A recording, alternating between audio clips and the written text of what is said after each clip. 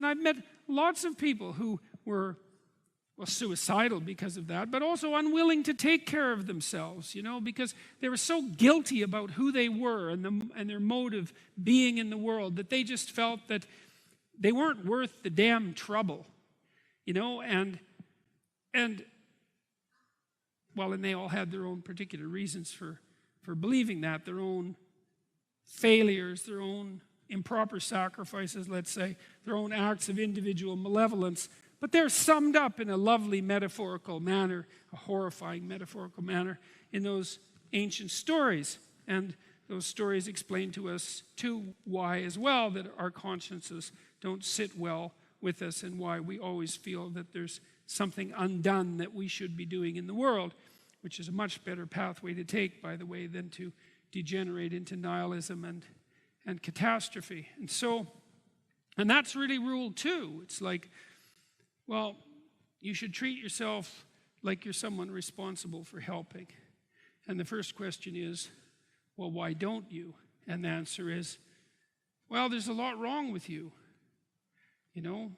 and it's hard to exercise enough love and care in a deep and non-naive way to care properly for something like that.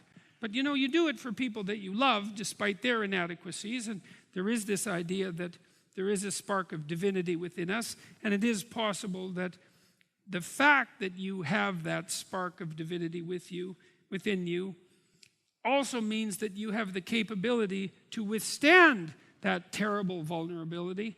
That's what I was trying to get at in chapter 1, which was to stand up straight with your shoulders back, that you could actually voluntarily accept the onslaught of the tragedy of being, and that you can constrain the proclivity for malevolence that's part of you and that's part of the world. And in that you can discover your own value, your own intrinsic value, and your own nobility. And all of that might be more powerful than the forces of vulnerability and malevolence themselves, which I also happen to believe. And I think that that is in some sense the fundamental hallmark of faith. And so chapter 2, and to some degree chapter 3, which is to surround yourself with people who want the best for you, it's an encouragement to assume, to act out the proposition that even if life is as difficult as it seems to be, and if you're as vulnerable and weak in a fundamental sense as you definitely are, and characterized by this terrible propensity for the infliction of voluntary suffering on yourself and others, and that destructive tendency, that there's still something within you that's so remarkable and so aligned with order and being in the proper manner that you can climb above that, let's say like Abel, and that you can make the proper sacrifices, and that you can set yourself right, and you can set your family right, and you can set the world right, and that the mere possibility that that might occur, that that might be within the realm of potential, means that you have a moral obligation to exercise the responsibility to take care of yourself as if you're something that matters.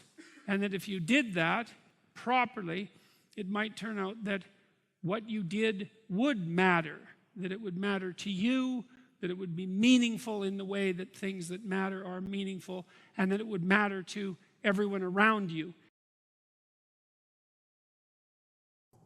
All right, so anyways, you live in this story. And first of all, you get your own story together. And that's by integrating your motivations and emotions together under social influence. Piaget kind of states that before the age of 3, kids can't really play.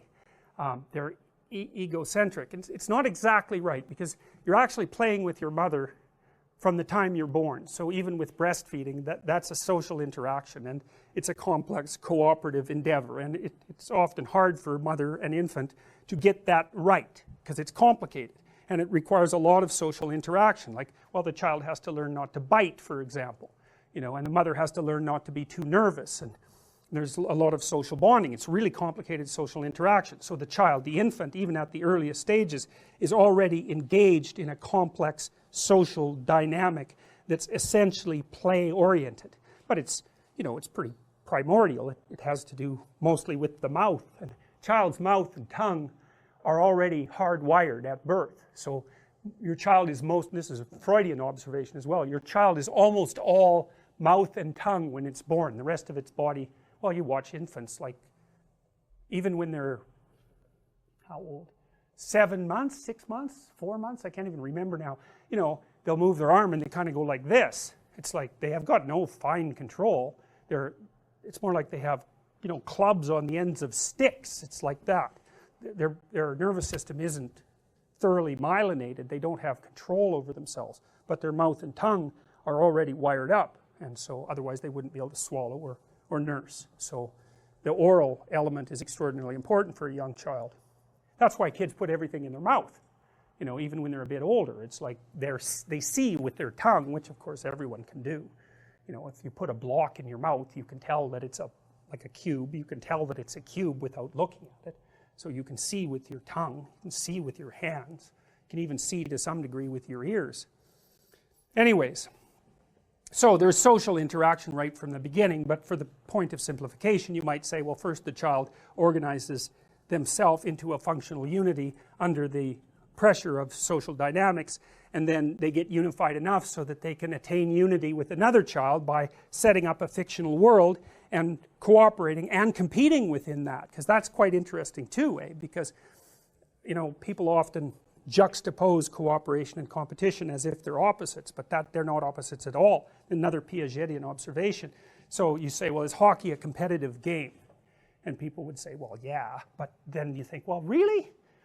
Really? No one brings a basketball, right? So we're going to play by the rules. That's cooperation. Well, are the teams competing against each other? Well, yes, but they agree to compete within a particular landscape, and they all cooperate to maintain that landscape. And so you do the same thing when you're playing Monopoly. It's like you're trying to win, but at the same time you're cooperating. And that's society, man. That's society right there. You're cooperating.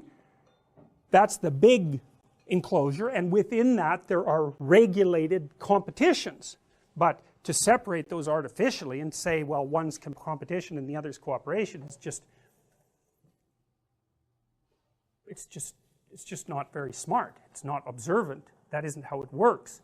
And games are intensely cooperative, even if they're intensely competitive. I mean, the hockey teams are playing the same game. That's the cooperation. Then each team, there's competition within the team to be the best player, let's say, but everyone wants that because everyone wants good players to emerge, but you still cooperate like mad with your teammates, and if you don't pass and you know, play like a reasonable person, then they're going to not be happy with you. And so even within that competition, cooperation is regulating the interactions. And then you can think, this is a really good thing to think too, is like, you know, people often say to their kids, doesn't matter whether you win or lose, it's how you play the game. And the kid, of course, has no idea what that means. It's like, what do you mean? I'm trying to win. And the parent says, no, it matters how you play. And the kid pushes them, and the parents really can't come up with a good explanation of why that's the case. They might say, well, other kids won't play with you if you're... Oh, there you go. Because you could say, this is something to think about. So there's a game, and there's a victory within the game. But then there's the set of all games. And there's victory across the set of all games. And the victory that you attain across the set of all games isn't winning all the games. It's being invited to play all the games. And so if you play fair, then you're playing a metagame. And the metagame is how to win across the set of all games. And so if you teach your child how to behave properly, then they always get invited to play. And that makes them winners. And that's that. And so if you understand that, you understand something phenomenally important about the emergence of morality. You know, because people, moral relativists in particular, think that morality is relative, you know, and of course human beings are diverse, just like languages are diverse, and there's more than one playable game, but there's not really more than one playable metagame.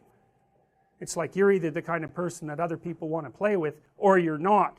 And if you're not the kind of person that other people want to play with, then you're a loser. It's as simple as that.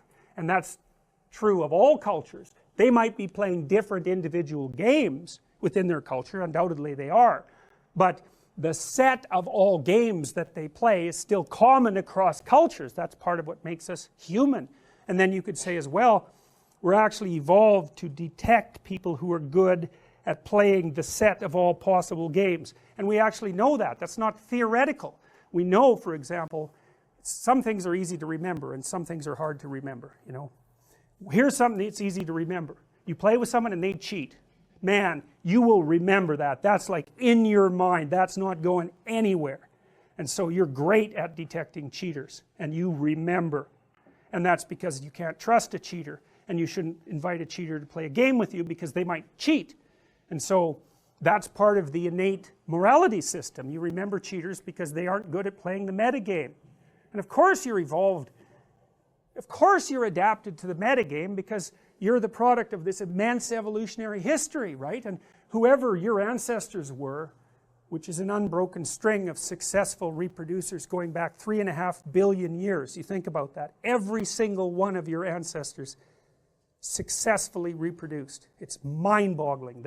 The chances against that are so, it's billions to one, and here you are, the line of 3.5 billion years of success. The whole world was trying to kill you that whole time, and here you are. It's like, but you know, you're still only going to last about 80 years. So, but that's, you know, still, you know, good for you. So anyways,